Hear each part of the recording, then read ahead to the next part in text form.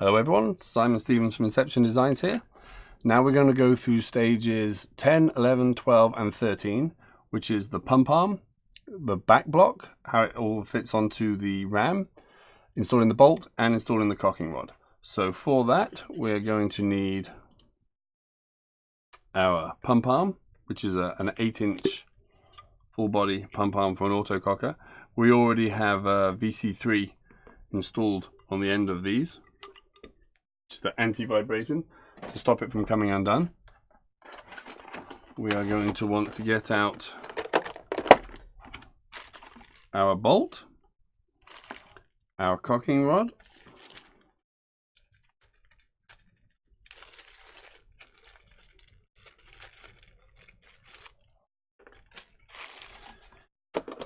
and we're also going to need the 1/8 set screw, which was in the little bag with the ball detent screws and valve screw.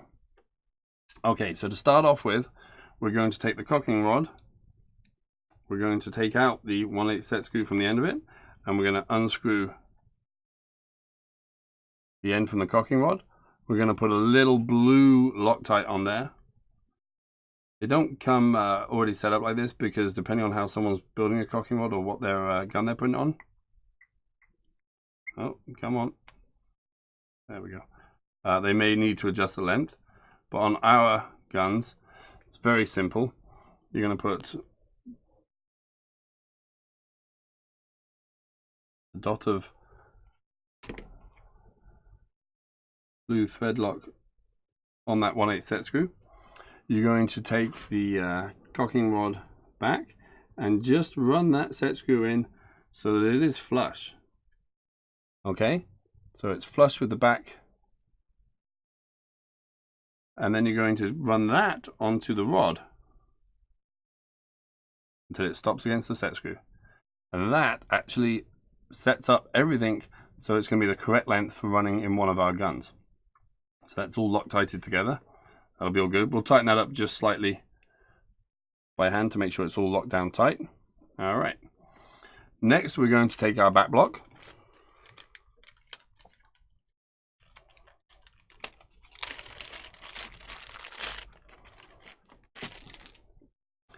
And we're going to take the other 1/8 set screw, which came in that bag of small components. A little bit of blue Loctite on those threads. Ooh, try not to lose it on the floor. Got that one before it could escape.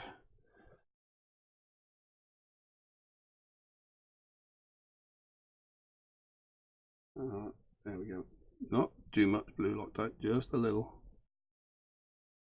Okay. And on the back block, there are actually two rear threaded holes. We're using the one on the left. So put that set screw up, turn it in reverse to get it to align with the threads, and then screw it in. Now screw that set screw in just so it is past the threads. So it's level or just past the threads.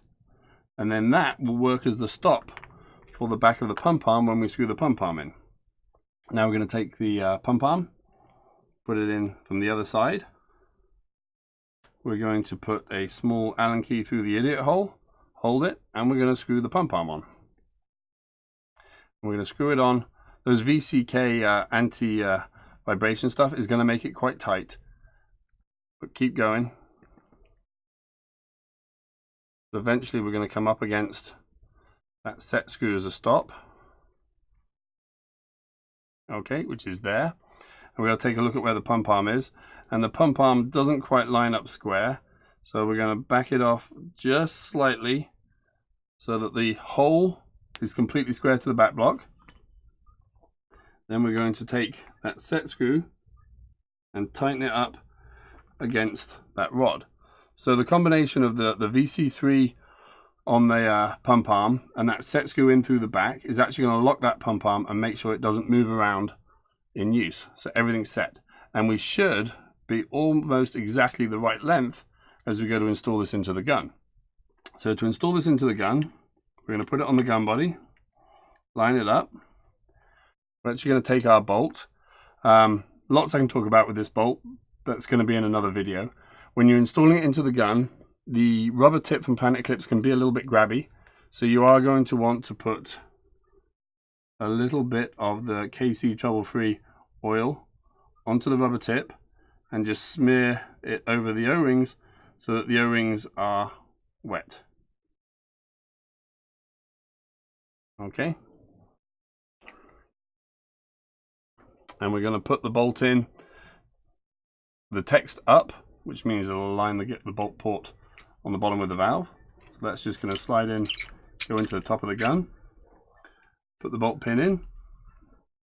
Okay. And now we're going to tighten down the pump arm. And that is as simple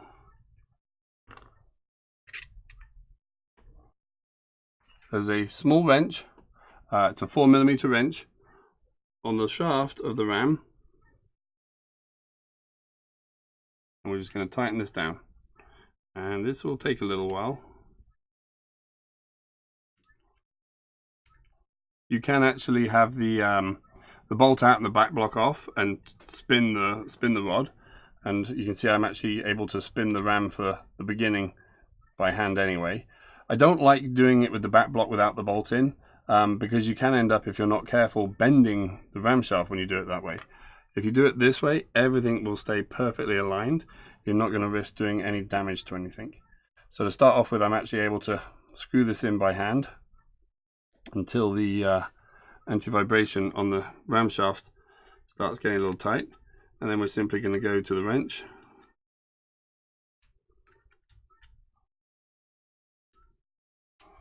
And we're going to screw the ram shaft into the arm.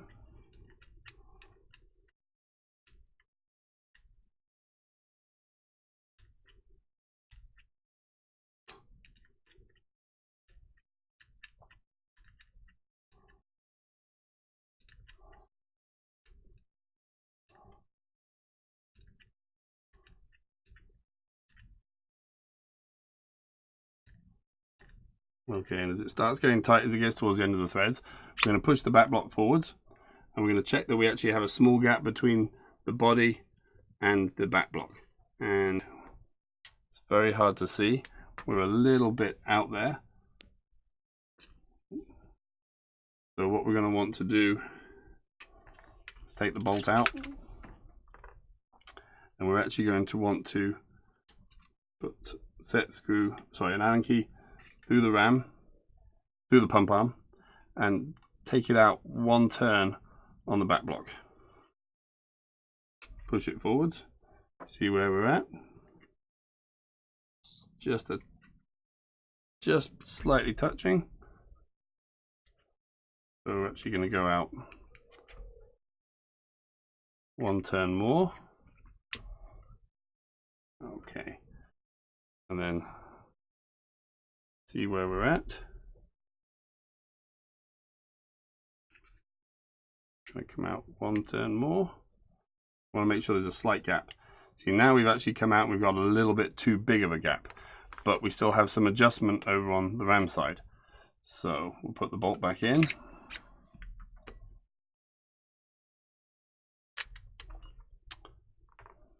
Put the bolt back in. We're going to make sure that the pump arm is square, and we're going to tighten down the pump arm into the ram so it comes up nice and flush. Now when we push this forwards, absolutely perfect. It's hard to tell. There is a tiny little gap there. Can you get that on the camera? Tiny little gap, about the width of a piece of paper, between the back block and the main body. And you'll see that the ram and pump arm are completely flush at the front. So that looks great. Now what we need to do is we need to just tighten up that set screw in the back. So we're going to lock the pump arm through the idiot hole, tighten down that set screw,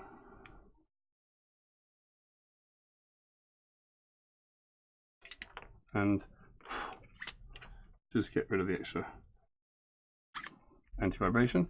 And there we go. So now we have the pump arm, everything set up, all of the correct spacings on the gun.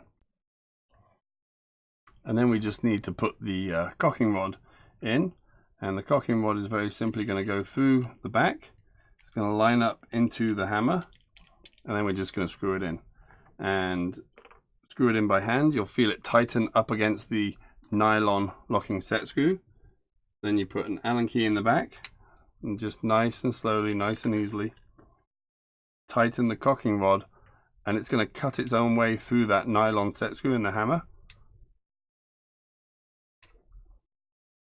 And you're going to want to tighten that down all the way until it's cut past the hammer, and it's going to go up and touch against that 1/8 set screw that's already in the hammer.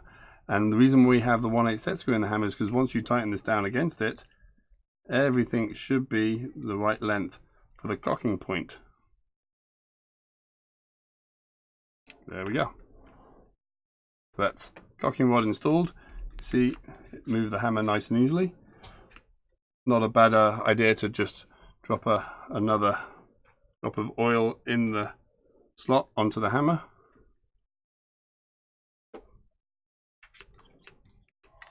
Put it back and forth a little bit. There we go. Everything's set. Thank you for watching.